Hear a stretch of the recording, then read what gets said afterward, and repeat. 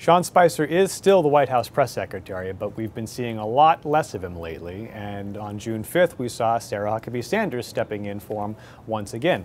Now, Sanders filled in for Spicer in the days after James Comey was fired as the FBI director, which was a key week of messaging for the White House, and they wanted Sanders out there, seemingly instead of Spicer, to handle that tough questioning.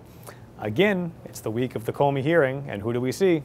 Sanders and not Spicer. Probably the biggest difference between Sanders and Spicer comes down to style and not substance. They both deflect questions. I don't think that's actually true. I think that the media wants to spin it that way. Neither one is always shooting straight. Sure. It was the most watched inaugural. But Sanders seems to be better than Spicer at keeping her cool, maintaining composure, and at least giving an answer and not seeming quite so flustered. You saw a good example of it in the June 5th briefing when NBC's Hallie Jackson asked Sarah Sanders for specific examples of how the administration has improved its so-called extreme vetting. Look, I think that, if you want to get down into the details, I would refer you to the Department of Justice on some of those points. Sanders was pretty clearly stumped by the question, but she stayed calm, she thought on her feet, and she basically came out and said, look, you'll just have to refer specific questions about that to the Department of Justice.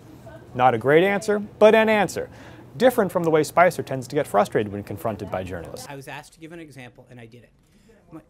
Prominence than anybody ever. I gave an answer to Jim. Kushner fake news.